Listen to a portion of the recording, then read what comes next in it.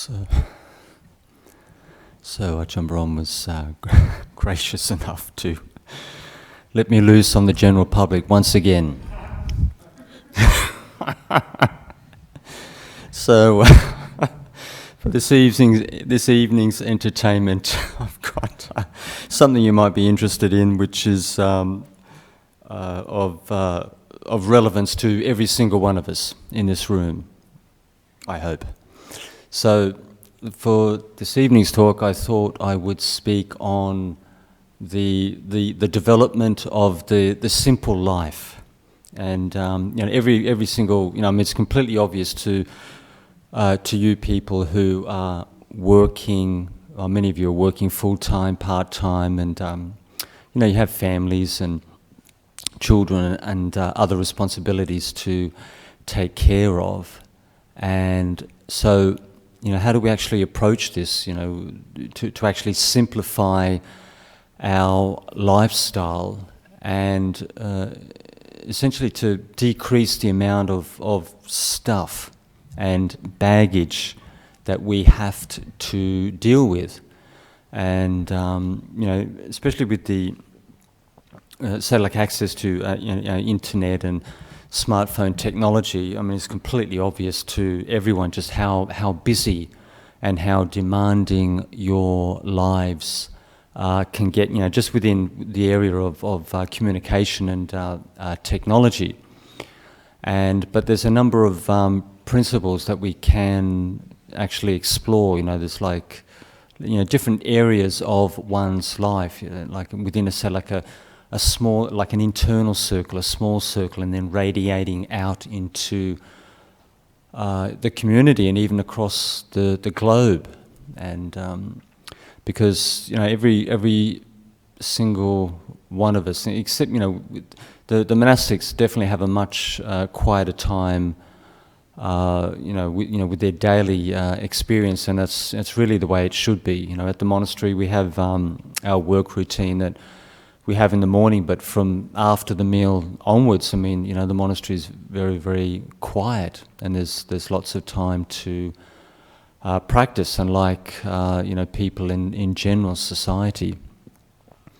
And so, if you look at your immediate situation, if you look at things very, very close to oneself. One's immediate surroundings, where we live, and this is a thought which just came up right now in relation with this. But when you look at the surroundings within your abode, where you live, your home, your apartment, and you might be in shared accommodation, and just look around you and look at the amount of physical, say, requisites, material things that you have. It could be books, could be, God knows, it could be laptops, personal belongings, sporting equipment, anything you can possibly think of.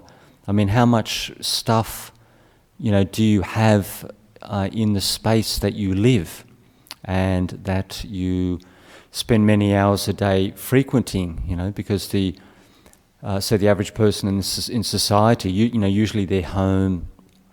They've got to be home, they're home at least 8 hours in a 24-hour cycle, because you've got to sleep, you've got to cook and clean and this type of thing. So you're constantly in contact with these material things which are filling the space in your immediate environment, and these things, these material things, physical objects, are impinging upon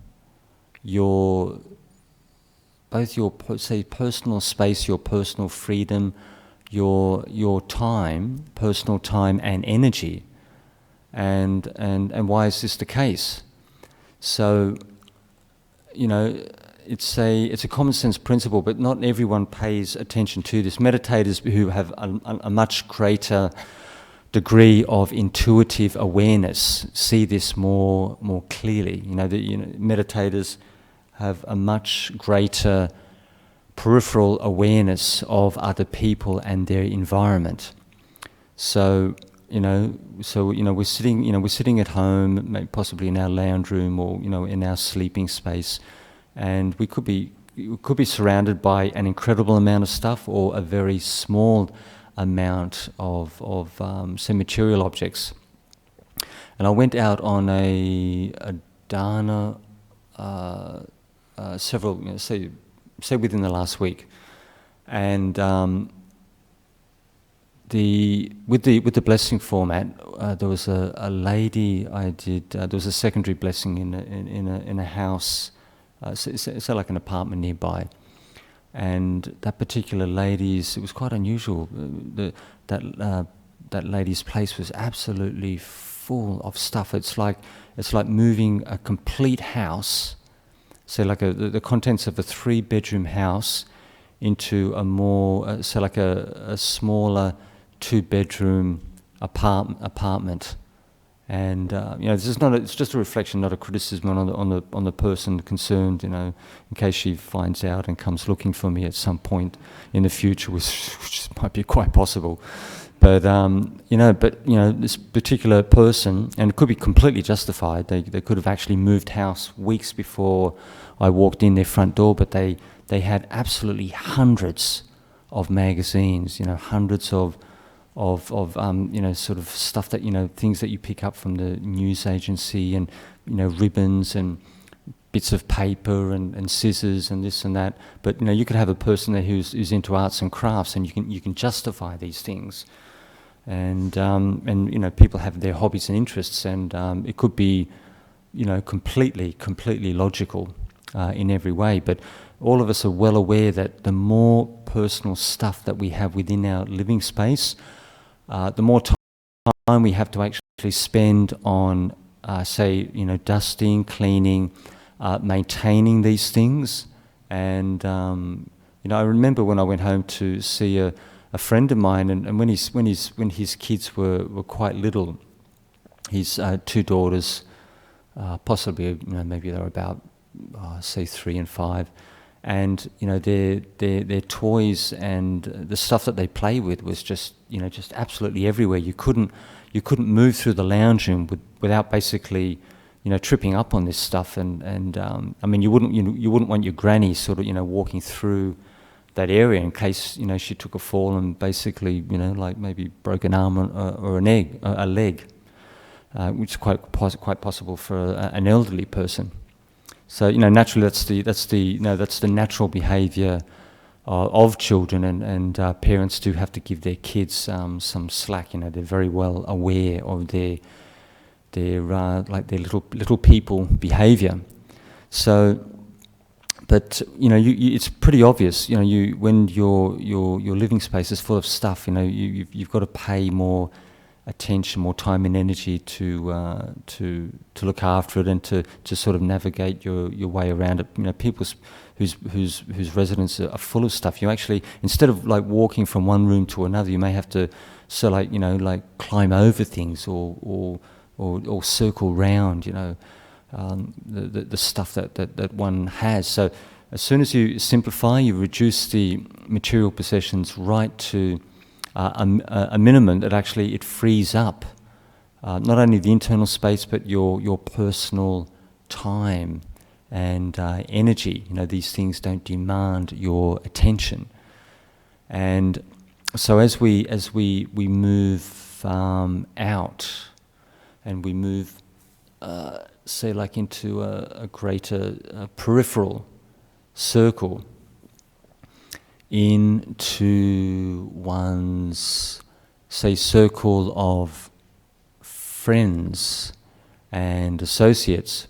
And all of you are well aware of the dynamics of Facebook and Google and God knows, what else is available on the internet or with smartphone technology, with social communication, social media. And so people can take up a lot of time, even like hours a day, and on social communication and blogging and all this kind of thing. But the thing is, people may have genuine interests in this area. Some people are into very, very specific areas of study, which may be quite really quite important to them. And I'm not saying that, that you people should be cutting into those pursuits and hobbies and interests which are of great personal value to you, because they may be quite necessary for your personal growth and development, and may be very meaningful to you. But if you look at it on a broader level, especially for people who are into spiritual practice, how many websites do you need to engage in and post your opinions? I mean, how many Facebook friends do you need? And naturally, I have absolutely no idea whatsoever how Facebook works and functions. But you think to yourself, when you look at friends and associates, there will definitely be people who are very valuable and important to you. And these are the people that you're more than willing to spend time with and communicate and chit chat with. And but from my perspective, and especially with the monastics, that one really doesn't have any choice. One has to minimize the contact with one's family and one's old friends to at least a small degree, and because essentially it's endless. It's good to catch up with people at say like intervals of time. Like I would catch up with my brother maybe every 2 or 3 months, and I have to contact my parents every 2 weeks. It's something that my father insists on quite firmly. So just to keep my parents happy, it's something I have to do. So, but with old friends and associates, every couple of months or so, and do you think within yourself, what to maintain a good quality relationship with people within your circle? How many times, say through the week, or even on a 4-weekly cycle, do you need to actually contact them and engage them and chit chat with them and whatnot, So this kind of sort of more sort of like streamlined approach. And it's very, very easy for me to say these kind of things, but it's a personal thing with every single person in this room. But how much time do you really need to spend with friends and associates? And one of the guidelines is just look at, say, the quality of time principle. And if the time that you actually spend talking with family members and friends and associates, in person or on the internet, if you actually, a very easy way to assess this one is, how is the quality time factor? If you're chit-chatting with family and friends and you really don't enjoy it, you really are not interested, and you get nothing from it, and and it possibly might be what would you say, so maybe of no benefit to you substantially whatsoever on any level, then you may, you're quite within your rights to limit the amount of time you spend with that person. You don't have to cut them off. All the old friends that I have from lay life, I'm still connected with these people, but you can feel it within yourself intuitively when it's time to catch up and to make sure that they're doing okay, and and things are are quite reasonable within the family and their work and their personal lives and their hobbies and interests. It's something you can intuitively feel when it's time to catch up with different people. But you may feel that you may want to streamline your Facebook friends and associates and the people that you hang out with at work, because some people may not be conducive for you and may actually be a hindrance, because you become through the process of conditioning that you become like the people that you associate with. So because I bounce into the prison system roughly every 2 weeks usually every 2 weeks on a regular basis. It's completely obvious to me that if you become the people that you associate with, these people rub off on you. All of us mix with a different type and grade of individual, from the dead average to very, very high-minded individuals. And it's just a common sense principle. If you mix with criminals and thieves and drug users, that those people. But when I talk about drug users, I'm not talking about recreational users. I'm talking about really, really hardcore users and addicts, people with real dependency issues. So if you're mixing and socializing with people in that category, and I'm not disparaging these people, because some of these people are genuine victims of circumstances. I see that very, very clearly with the guys that I mix with up at Carnet. Some of these people have grown up in very compromised circumstances. But if you associate with this category of people, they're going to rub off on you. They're going to affect your life, possibly in an unconducive manner, and they could do this in a way which actually creates problems for you, which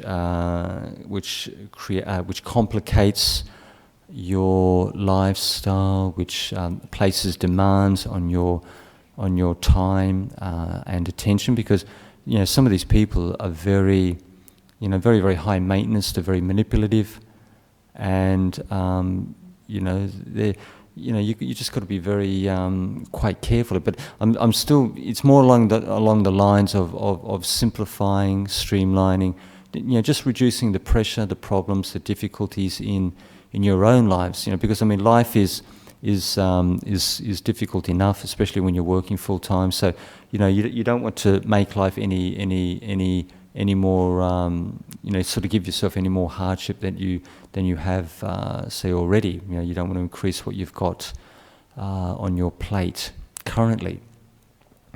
So you pick and choose your friends, and if you're mixing with wholesome people, not necessarily, you don't have to be perfect in any way, just decent people. You find that your life doesn't become overly complicated, overly troublesome. Because you're mixing with the right type of people, and so this principle again of increasing the simplicity of the mind, so to speak, in a sense of minimizing the proliferation and excessive thinking, worries and concerns. So, people in general, if they don't necessarily have like a focus like a recreational focus, hobbies and interests, which bring them a degree of satisfaction and fulfillment and help to balance the mind and essentially compensate for potentially like the daily grind, when you're having to work 5 to 6 days a week to pay your bills. It could be a standard 8 hours up to 12 to 16 hours a day for some people. Some people have to work, 2 jobs because they've got, really big mortgages. And they could possibly have a small tribe, maybe of 3, 4, 5 people, 5 children, and their partner, and they've got, really big overheads.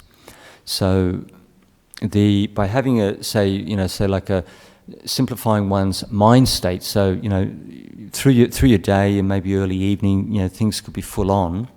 You could have a lot of things that you have to address, that you have to be concerned about. But if you are able to simplify and to shut one's mind down and reduce the busyness and the amount of excessive thinking and emotional intensity that you actually have within your mind, it's of great fruit and benefit, so to speak, as an exaggeration, because even just getting 5 minutes break from 5 minutes rest from that debacle, that all that stuff which is constantly spinning in your mind, which may not be of any great value or use to you, because a lot of us, we disperse mental energy on things which are completely useless and of no value whatsoever. You're essentially you're splitting and diverting the mental energy that you have within your mind into essentially unconducive and say worthless activities. And this is something which is completely obvious to the monks, because we're working with this stuff all the time. So like 95% of what I think of on a daily basis is absolutely completely useless and of no benefit whatsoever. But it can be beneficial in a sense that if you use it for investigation, you use it to sharpen your wisdom faculty, then you can take this chaff, you can take this this material, and you can sharpen your insight practice. So no matter how maybe repetitive and how maybe petty and how maybe very you may feel it's just very very, very basic stuff, very, very simple stuff, which is not even worthy of your attention. You can still sharpen your wisdom faculty by investigating this material, because even if it's come up in your mind like 100 times, 1,000 times, one of the reasons why it keeps coming up for you on a regular basis, because you're attached to it. And the reason you're attached to it is because you don't fully understand your relationship with this material. And the proof of the pudding is that you can't let it go. If you really understand any phenomena in the mind, any mental phenomena in the mind, you can drop it within 5 to 10 seconds. And this is the test, the proof in the pudding. If people, sometimes people say to me, and even monks have said to me, like I'm not attached to my daughter. But I said, of course you are. And they'll argue, no, I'm not attached to my daughter at all. But the thing is that they're ringing their daughter on a weekly basis, which proves that they still care and they still love and they're still emotionally concerned, with their child, even though she's a grown-up and she's independent. Dad, no matter how, this is all within a framework of delusion. This is, all of us go through this kind of stuff. But it's a matter of, coming to an understanding of states of mind. And this person was just arguing back and forth. But in the end, you can't argue with something like that, because that, this is the test. Whatever, and including myself, whatever I cling to, essentially, that the insight with this particular principle hasn't gone deep enough for me to relinquish and let it go. Because all of us, on the level of the mind, this this principle of letting go is something which cuts the ice again and again and again. If we have things which are very close to our heart, if we have problems, difficulties, we've got somebody on our case, somebody that we're obsessed with, if you can't release it, it's because the wisdom faculty is not sharp enough, the insight hasn't gone deep enough. So to simplify one's mind, one needs to investigate this stuff. And naturally, I just don't expect anyone to drop their children, their partner, their hobbies and interests and whatnot. This is the Buddha's path is a gradual training. It's like a slowly catchy monkey type of perspective, and each person moves at their own speed, at a comfortable level. Because you're looking at a lifetime's work with this business, and so developing this simplicity of mind. Do I need to watch the television so much, which stimulates my busyness, or listen to the radio, or to go surfing on the internet, which gives me extra things to think about and to discuss and maybe argue about within my own mind, or maybe extra material to discuss with my friends. But some of this stuff may be very useful and maybe quite necessary. So I'm just talking in general principles, and each person will see very clearly over time exactly what is necessary and what isn't, over time, over many months and years. And so, this slowly developing say like a minimum of 5 minutes every day with the meditation practice, and 5 minutes is not to be sniffed at. It's really quite substantial if you do that, every single day, for 7 days a week continuously.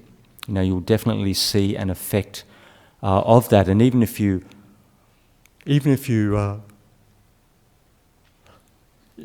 sat for 5 minutes before work, that mindfulness, you would actually see that mindfulness sustain itself right through the course of the day. And we had one of our former monks, Jasper, and he would only meditate for 20 minutes in the morning before he came to the monastery and cut down all our trees to a small degree. But a bit of an overstatement. He was just thinning out the forest. That's a more a correct perspective on it.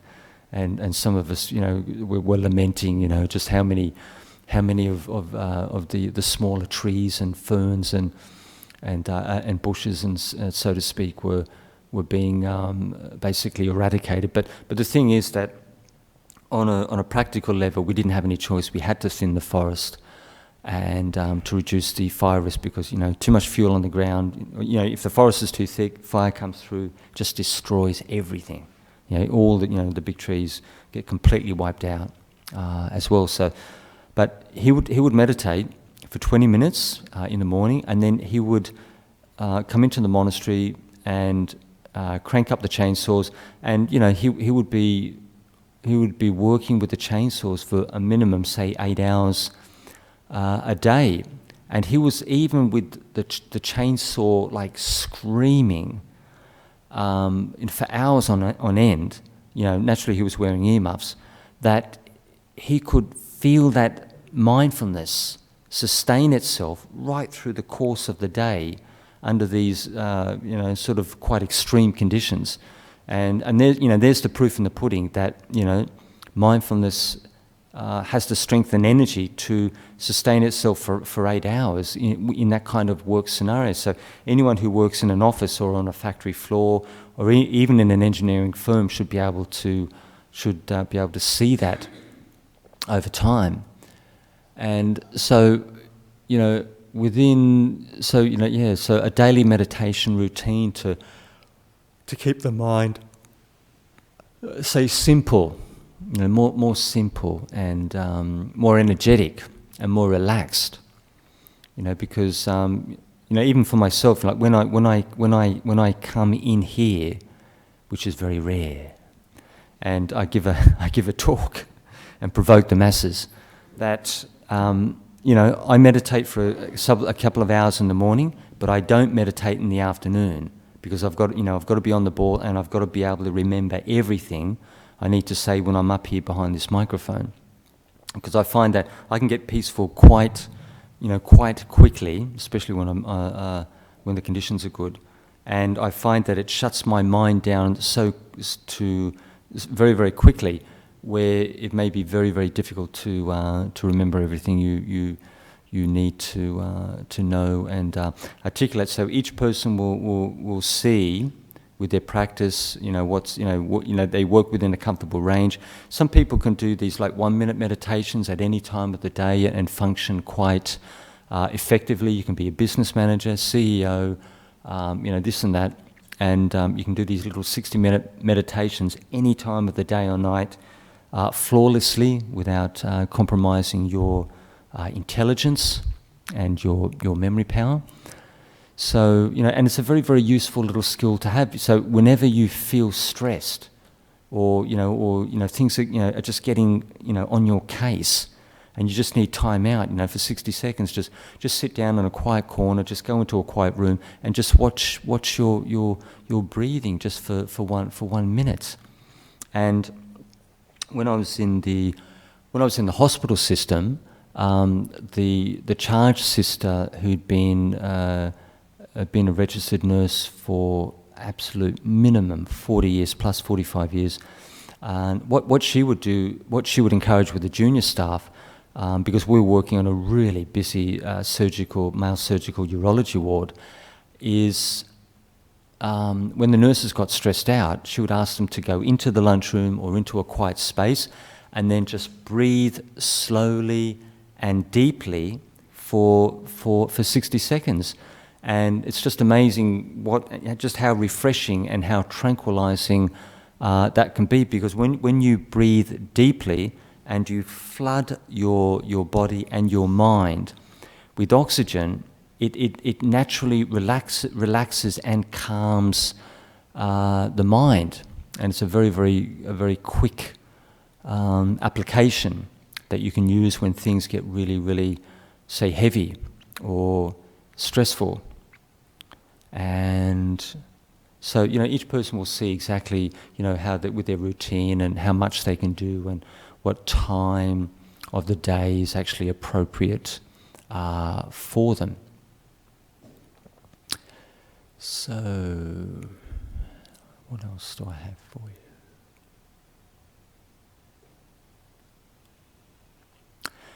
So if we look on the area of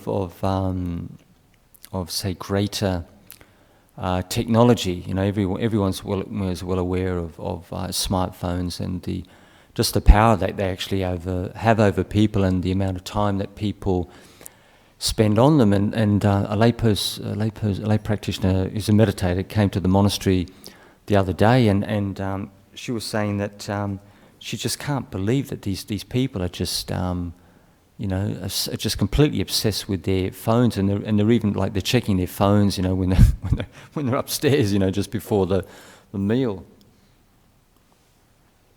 And I had a gentleman who used to sit, almost in front of me or slightly to the side, and these days I always usually give a little talk just before the meal, because the lay disciples go to a lot of trouble to support the community, and you need to just give them at least something, some Dharma reflection, something which might be useful for them in their everyday life. And this gentleman would be there, search, he'd be surfing on the web, or he'd be checking his email, and I found this so traumatizing. I couldn't even look at this guy while I was talking, because it would just really blow me away. And so, you know, this guy, as soon as this guy got onto his phone, I mean, I would just close my eyes and completely ignore him, or focus on someone, you know, down the back of the room who was who was actually paying attention. And but it's much easier, and when you close your eyes, it's much easier to articulate and focus. So, but you know, it's just, yeah, some people, you know, it's understandable to a degree, but you know, some people just get taken over by these little devices, and in a way, it's like almost like obsessional behaviour. I mean, what, you know, even if I had a smartphone, I mean, why would I waste my time checking my Gmail every hour of the day, or surfing Google for, you know, for some nonsense which is going to be completely of no value to my personal life whatsoever. But you know, but it all depends on your perspective, because you know what might be a complete waste of time from my perspective may be of great fruit and benefit to some of you people in the audience here.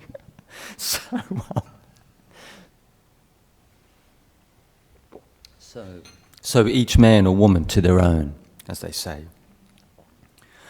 So, yeah, so, you know, a lot of you are very, very well aware of these kind of dynamics, and you know, you can slim and trim the amount of time that you spend on your electronic devices, and this similar principle, you know, if you use the quality of time principle, quality time, that will give you a very, very clear indication of what you are doing, regardless of time and circumstances.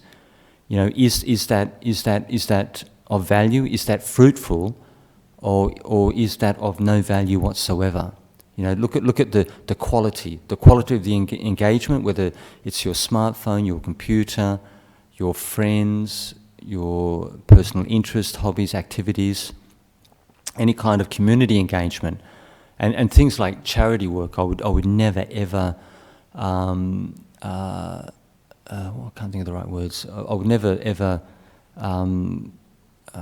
undermine or criticise in any way anyone who engages in any kind of charity work, charity support. You know, because they're projecting their goodness out into the general community. And I've got a good friend whose flatmate spends at least like a full week every month doing charity work for disabled people, for workshops, for pensioners, for hospital visits, and he's got this like a small smorgasbord of personal what would you call it, charity organisations that he supports, and even things like, you know, like so like you could have a retired pensioner a couple of doors down who's got arthritis and you know, can't do, you know, the little handyman jobs, and can't paint her front door and this and that, and he was a professional painter by trade, and he's quite skillful with his hand-eye coordination. So you know, he would just go down there and help them out, and you know, have morning tea with them, and you know, slap on a couple of coats of paint, and you know, this and that, and do a few little odd jobs, and you know, if you got like a tradesman in, they'd probably charge you a couple of $100s.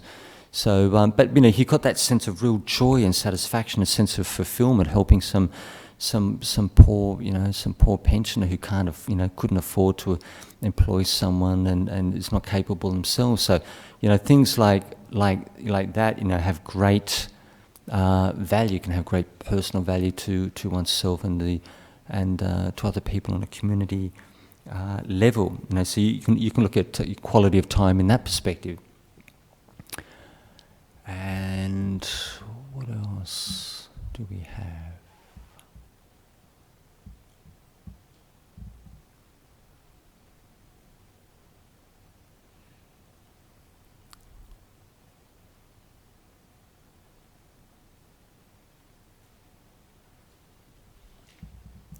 So I think that's probably about it. Nothing incredible comes to mind. So, if any of you people have some controversial, hard-hitting questions, please don't be shy. So, does anyone have anything to say? Any views, opinions, any challenging statements? No? Oh, you're just making it too easy.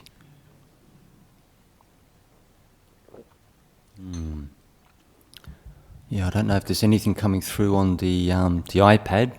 We'll soon find out. I'll just give my friend a minute or two. I'm not sure what's happening in the back room there.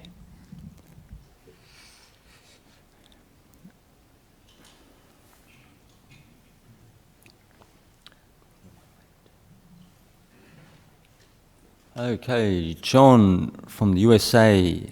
How does one deal with alienation or disapproval of moving from chaotic lifestyle to a simple one? How does one deal with alienation or disapproval of moving from chaotic lifestyle to a simple one? Oh, I'm just baffled. How does one deal with alienation or disapproval of moving from chaotic lifestyle to a simple one?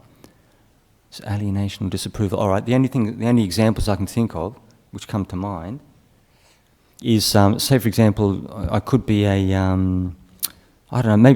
Maybe I'm a wealthy yuppie person. This is the only thing I can think of.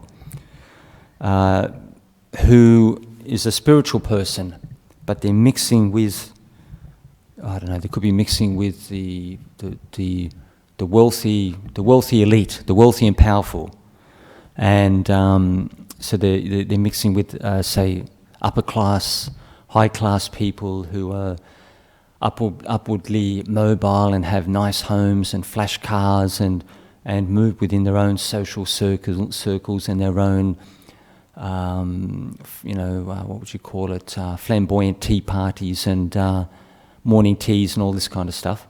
So you could have a person who's a high flyer, making incredible money, mixing with these very mixing with the jet set, the beautiful people, the wealthy elite, all this kind of thing, and moving within the high stratas of society, and then that person. Say, for example, wants to simplify their lifestyle. They want to live they want to practice the spiritual life and simplify their day-to-day existence. When they've got these kind of social pressures on them, they're surrounded. They're moving in these kind of social circles, and they want to simplify their lifestyle. Well, a possibility is that they, if you're incredibly fortunate to have bags of money, that you could move from Cottesloe or Peppermint Grove and get yourself a nice little property out the back of Armidale, up in the hills there, or maybe somewhere else, which is a very charming location. And build yourself a nice little, could be maybe a nice little home, very compact, natural timbers and maybe tile floors and lovely, say, natural resources and products, and possibly maybe find a less high-powered position of employment, and so change location. Get yourself a nice, simple, beautiful surrounding on the edge of the state forest or national park area, where it's quiet, peaceful. You can gaze upon the trees. You can gaze upon the possums and the kangaroos, which would be there in abundance, which we have plenty of at the monastery. But we don't seem to have plenty of everything else for God knows what reason. Could be some environmental problems there. But so you change your location. So you've got a beautiful setting, peaceful. You're rising with the birds. You can hear the wind in the trees, you can hear the little birds chirping outside your window. And so you've simplified your external environment. Then you start working on your meditation practice. You should have more time. You've got a more simple abode. You should easily be able to squeeze in 30 minutes, an hour every single day, like clockwork. And even things like, even with your dietary needs, instead of maybe indulging in the flash cuisine that you did previously, you could start to live on, could be even like raw foods or even cooked vegetables and more simple processed foodstuffs and recipes to help minimize the time that you spend, say, like cooking and partaking of the meals that you prepare. So, because everyone's well aware that when you cook really flash meals, you can get a lot of really nice processed foods, but which can save you a lot of time. But if you keep your diet, if you're more simplistic, vegetables, fruits, nuts, beans, lentils and whatnot, you don't have to spend so much time cooking this stuff and cleaning all these extra dishes, which comes with preparing really flash meals. And there's lots of little tricks, little ways to minimize the time that you engage in all these things which absorb your time and energy. I remember there was a registered nurse, a male nurse that I knew from Santi Monastery on the East Coast, and this guy was working at the local hospital in Bowral, I think it was. I'm pretty sure it was Bowral, and he was incredibly lucky. He managed to get himself a small cottage right in the middle of the state forest on a small mountain track going into the where they got the power lines, where they got these bush tracks going into the areas where the power lines actually cross through the state forest area, and his little shack wasn't under the power lines. It was off maybe about 500 meters, and so he couldn't even hear the electrical current moving through the grid there, and really peaceful, and surrounded by wild animals, and it was just absolutely perfect. And he was after his divorce proceedings, his ex gracefully took about, I don't know, probably at least 60-70% of everything he had, because of the two children. But in the end, he couldn't afford to buy a house in his immediate locality, so he was thinking of moving to Tasmania in similar conditions, because he was a meditator, regular meditator. He was a Buddhist spiritual person, and he was going to transplant himself to a similar location in Tasmania with those kind of supporting conditions. So beautiful lifestyle, with all the supporting dynamics, and that is the way I would recommend anyone to go if you're like dead serious. And I mean, I've got that. That's the kind of lifestyle I live. I've got a little kuchi in the forest, surrounded by trees, got kangaroos bouncing out my front window every morning, every evening, kangaroos bouncing past my front door, my back window. I can hear the little birds chirping in the bushes nearby, and little geckos running around on my my walking path. And they're so fearless. I mean, they must understand, because even if I crouch down and if I put my finger in front of a gecko, he sniffs my finger, and I can actually put my finger right in front of him, and you'll just like run up my finger and then run over and go on his merry way. And these little creatures are just fearless. They know the monks won't harm them. So Elliot from the USA, what advice would you give to an older adolescent with a desire to ordain? What advice would you give to an older adolescent with a desire to ordain? How old is this adolescent? All right. for people who want to ordain, definitely give it a whirl, because you might even like it. So, usually you find that one thing I saw, to give you an example, we had one young man who was 17, 18, at least 17, and the boy was brilliant, really brilliant. He was going to do nuclear medicine, and he was going to do nuclear medicine, and he was going to work, because he was so smart. He had a job lined up with NASA in the United States as soon as he graduated. This boy was like in the top 1% of the country, but he was interested in becoming a monk, and one of the senior monks, Ajahn Appicchato, could see that he was still quite boyish. He wasn't. He still had a young man's head on his shoulders, and he advised him basically to do his whatever it was, his 4 to 5 years. It's a PhD, so it's got to be absolute. I'm only guessing, absolute minimum 5-6 years full time. Correct me if I'm wrong. And he would have just breezed through that. And so after 6, he encouraged him to do his at absolute minimum several years, 2 to 3 years, and to go out and to socialise and to have girlfriends and go to parties and travel, and do things.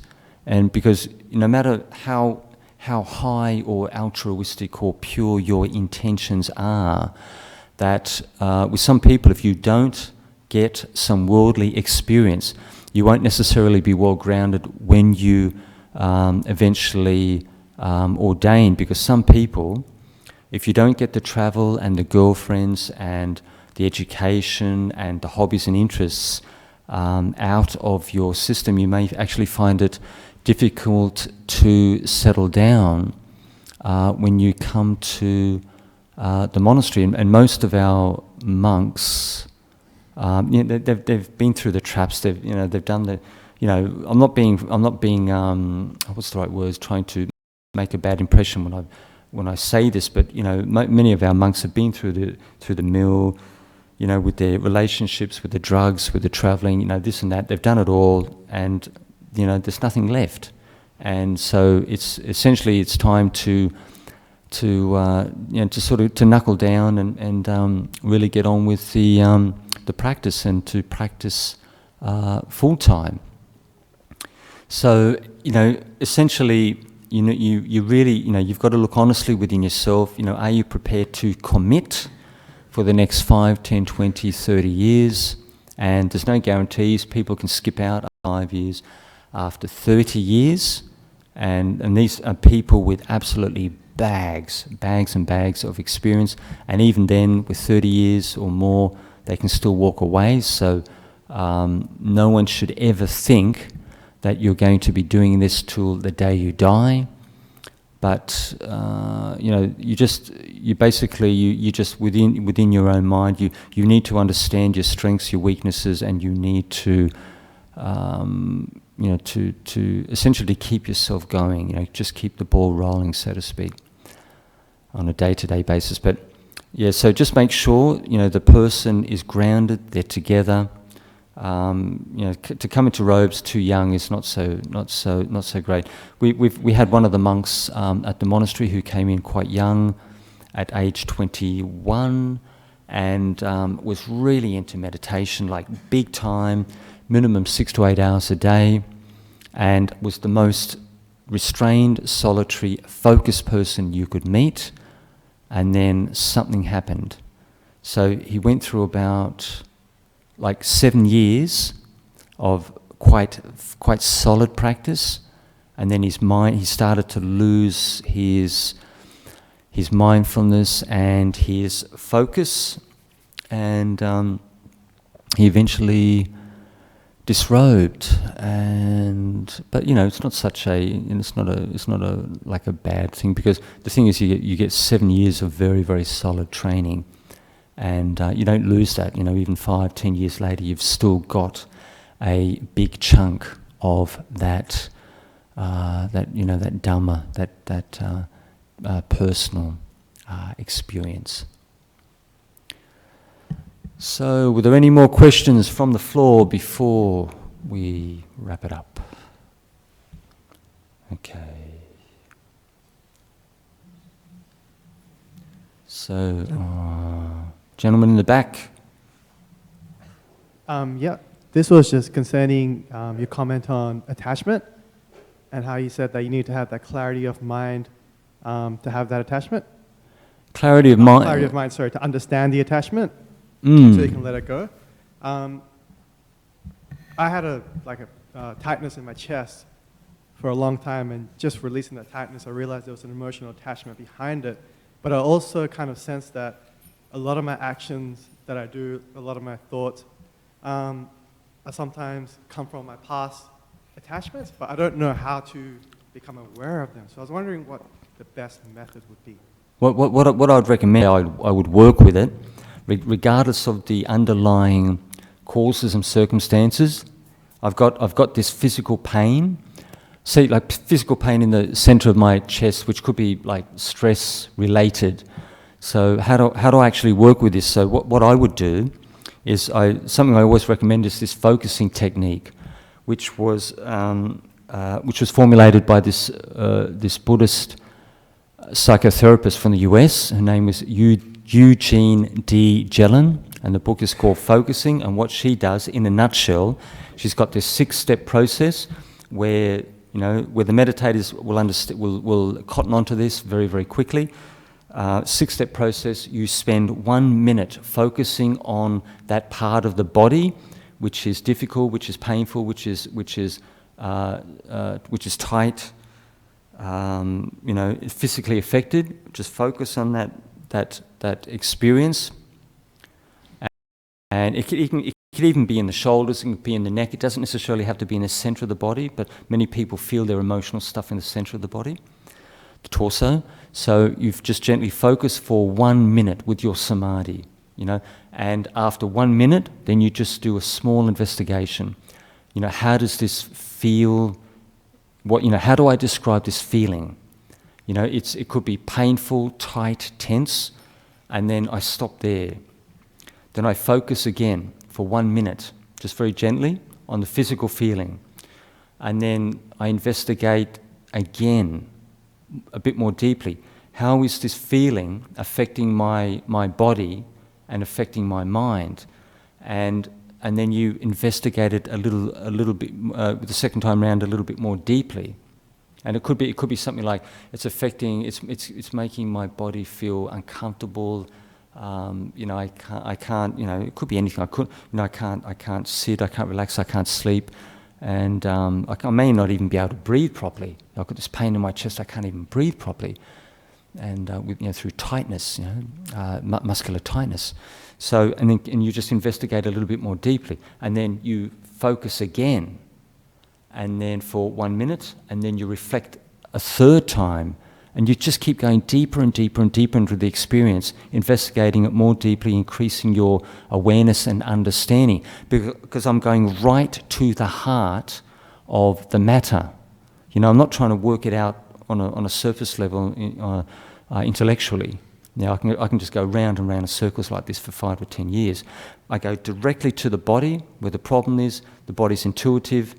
It's a feely experience. And so you keep to keep this very, very simplistic, you just keep moving back and forth between this gentle focusing and investigation, and you do it to the point where there's a experience of release. You can actually feel it. There's an experience of physical release in the body, and when you reach that point, then you know for a fact that you've made a small breakthrough and you've let that thing go to a significant degree. And that's the approach. It's a paperback book. It's probably you can get it on the internet. It's at least $14, $15. But it's very, very, and especially meditators will cotton on with this very, very quickly. They'll understand this particular approach very, very quickly. and it's very like user friendly for anyone, because it's so easy to work with. Thank you. I was just also wondering, do most of your attachments manifest physically, or are they like attachments that do not manifest physically, or like in your experience? They can manifest on both levels. So it all depends. It depends on what the attachment is, and whether it's a personal, whether it could be a material object, could be a speedboat or some kind of nice car, or it could be anything. It could be the latest smartphone, and so it all depends. In whatever level, how meaningful it is to you. People are so different that some people may only get physically affected. Some people may get both physically, quite pronounced physical and emotional effect. Usually, but it's coming from your mind. Your mind is the key player. So you've got this particular thing, could be a person, could be a physical object, could be stress. It affects your mind. It brings about an emotional response. And then, for example, if I speak in the current tense, if I can't deal with this thing, or it's creating problems for me, I won't only feel it emotionally. That energy may go out into my physical body. So the energy, if it starts to build up, if I got emotional energy starting to build up, it may reach a point where it becomes that physical, that emotional stress starts to play out in my physical body. It can do things like it can even accelerate arthritis in my joints and stuff like that. All sorts of things are possible, and so that energy, because basically if I talk in the first person, because I can't deal with this thing, I can't work it out and resolve it. It's moving through me, and it's like the energy's moving out from my mind out into my physical body. It's trying to find an outlet, but it can only go so far. So it's locked inside my physical body. It could be working through my stomach, this and that, but it stops there. I can't release it. It's trapped inside my physical frame, and you feel the symptoms. So until I resolve this thing, it won't essentially go away. Thank you. Okey-doke. Is there anything else before we finish up? Okay. No more questions. So we'll just pay respects to Buddha, Dhamma, Sangha, and we'll finish up.